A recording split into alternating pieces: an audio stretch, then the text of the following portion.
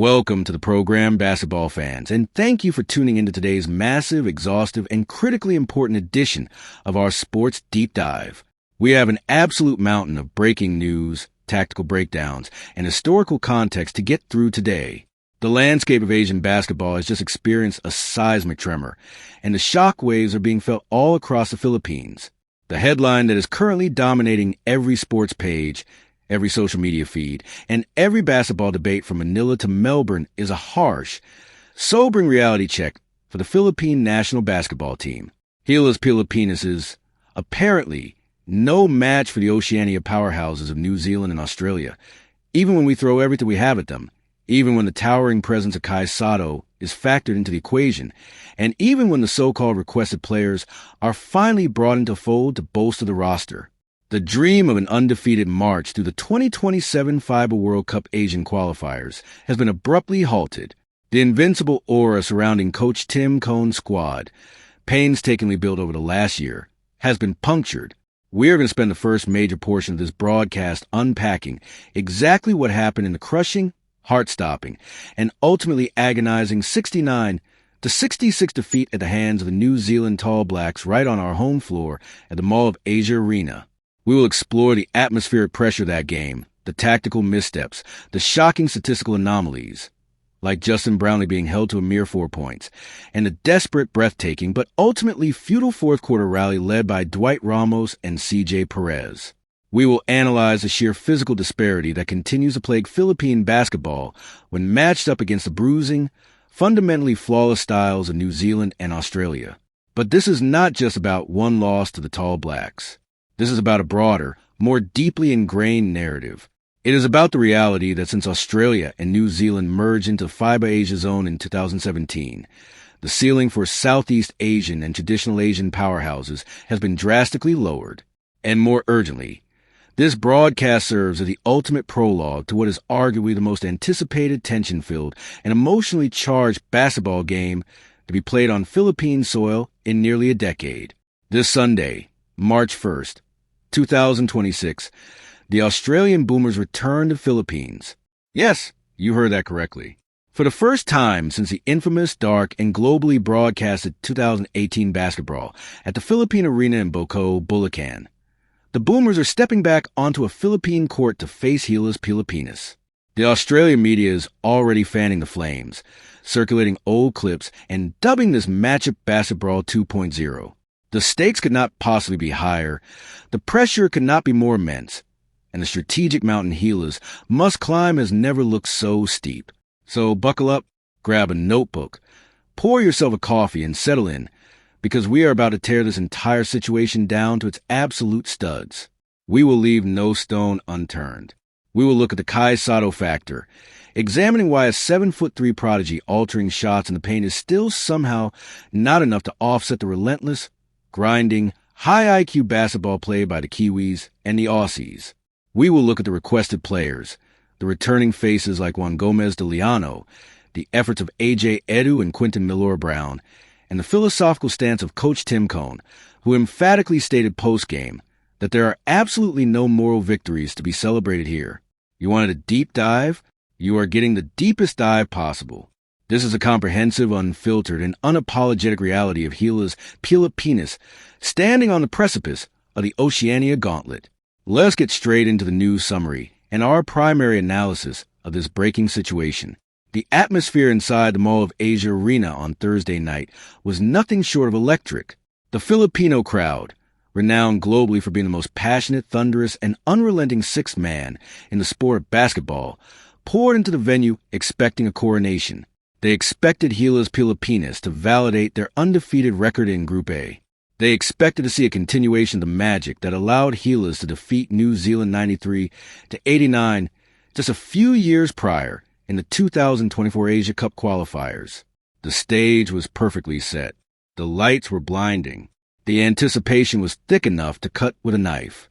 But the New Zealand Tall Blacks, coached brilliantly by Judd Flavel, did not travel thousands of miles to act as stepping stones. They came to execute a brutal, suffocating, and highly disciplined game plan, and they executed it to near perfection.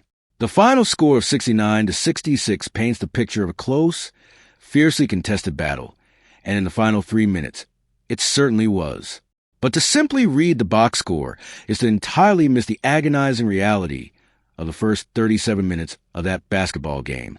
Gilas Pilipinas did not just lose. They were systematically grounded into dust for long stretches of the night. The Philippine national team shot a truly abysmal 26 of 80 from the field. Let me repeat that statistic because it is the cornerstone of this entire debacle. 26 makes on 80 attempts. That is 32.5% shooting on your home floor. You cannot beat a Barangay team shooting 32%, let alone the 22nd ranked team in the world. The story of the night, the most glaring, flashing red light on the dashboard of the Gilas machine, was the absolute neutralization of Justin Brownlee. For years, Brownlee has been the ultimate equalizer for Philippine basketball. He has been the superhero, the bailout option, the man who can miraculously create a highly efficient shot out of a broken play. New Zealand looked at Justin Brownlee and simply said, not tonight. They threw relentless defensive pressure at him, denying him his spots, pushing him off his spots, and contesting every single look. Brownlee finished the game with a shocking 4 points. 4 points. He shot 2 of 10 from the field, including 0 of 4 from beyond the three-point arc.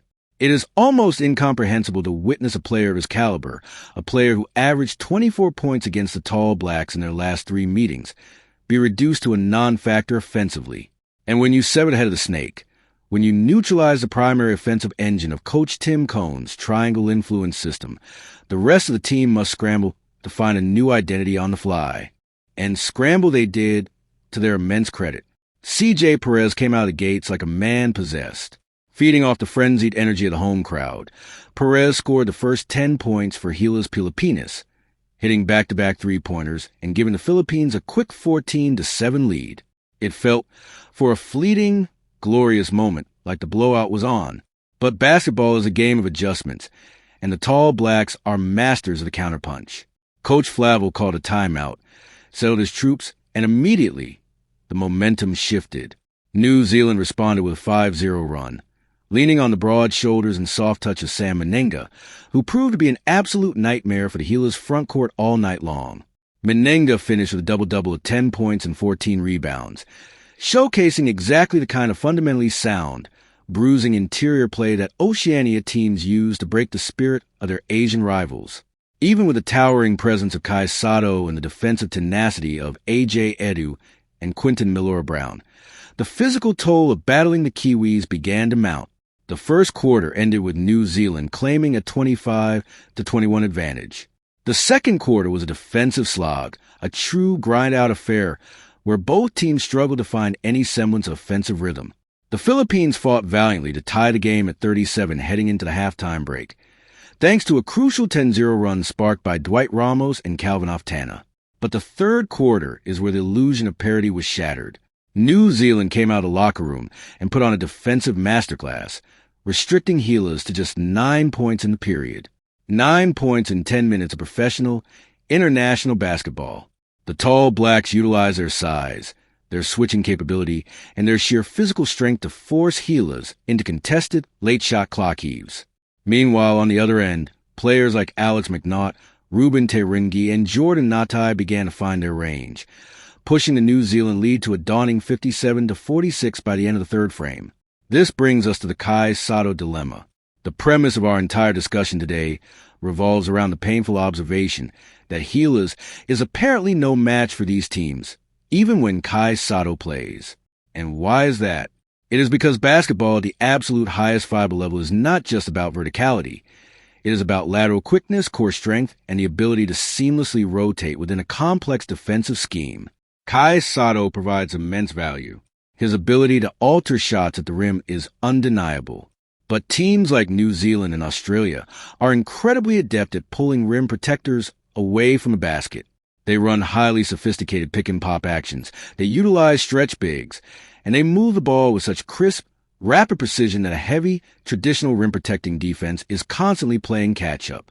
When you combine that tactical disadvantage with the physical reality that the Oceania players are simply thicker, stronger, and more accustomed to a highly physical brand of basketball, the height advantage that Sotto provides is often neutralized by sheer force and leverage.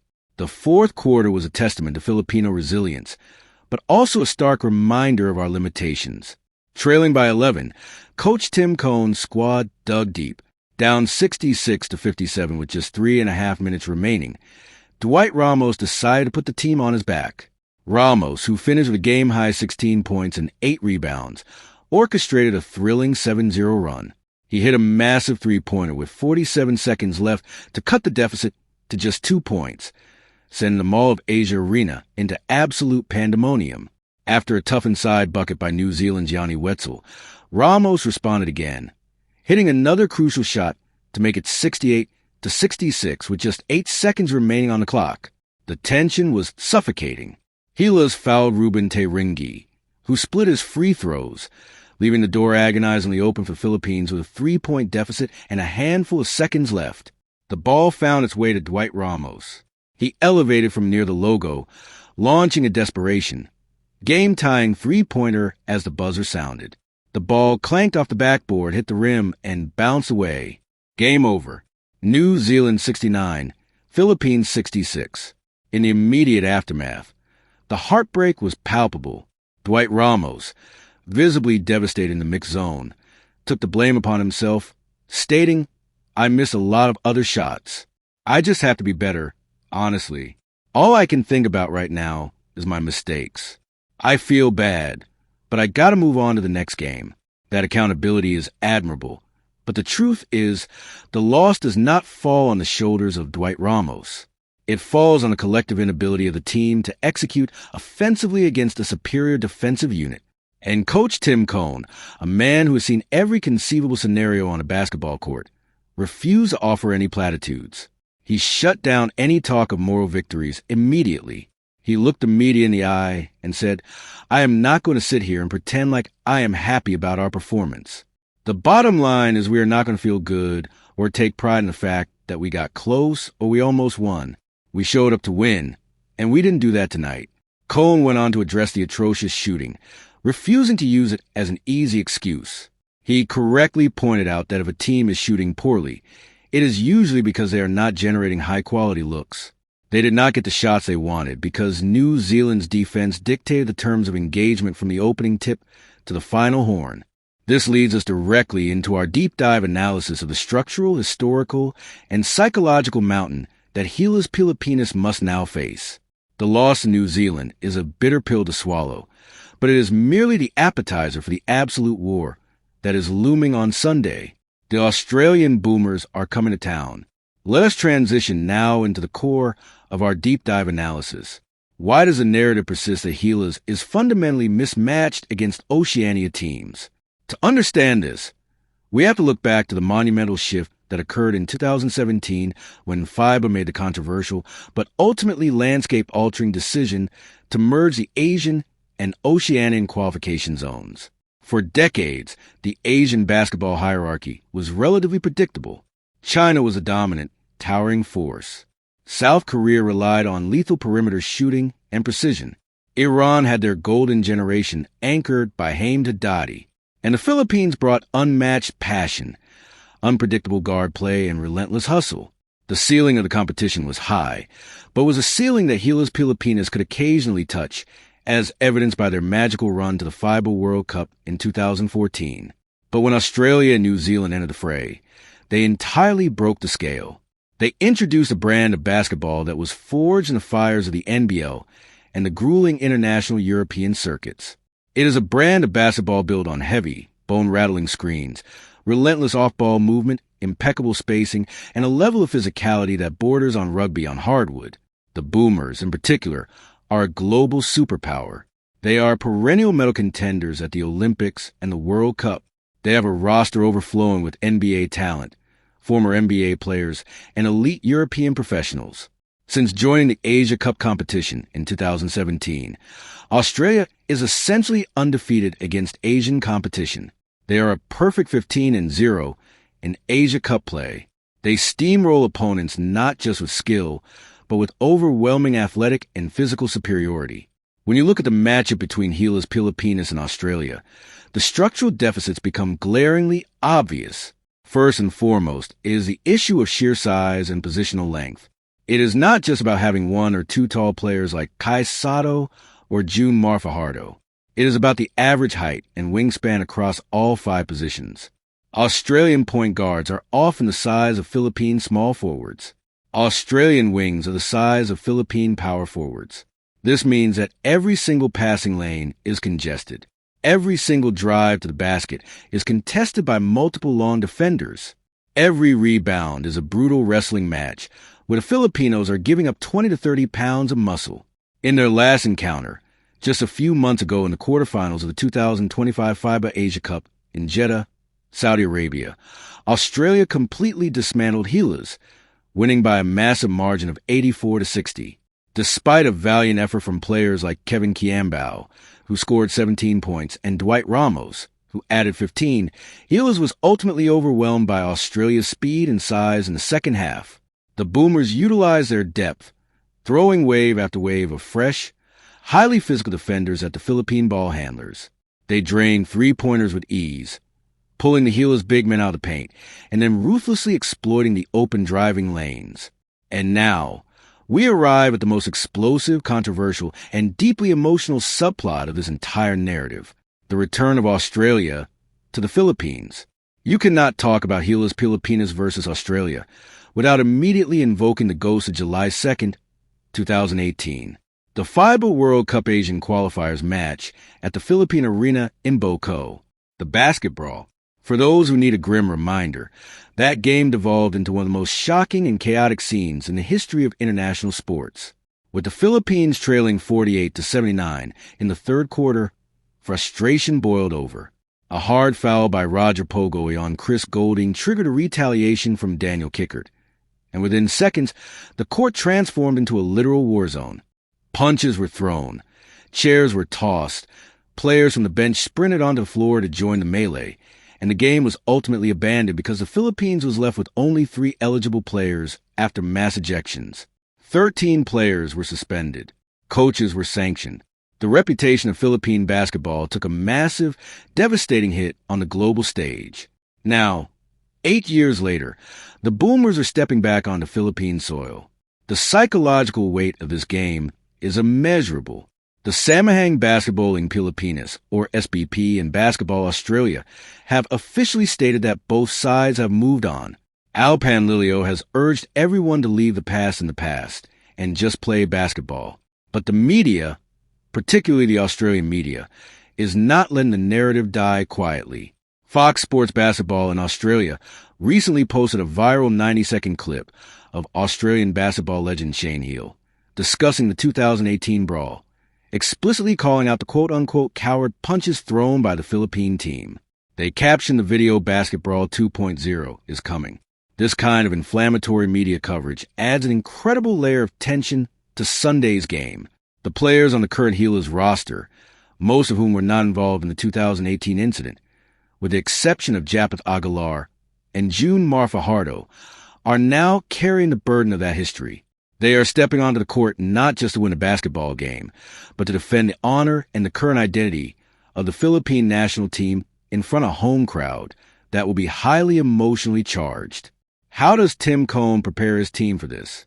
Tactically, it is a nightmare. Australia just demolished Guam 93 to 80 in their window 2 opener.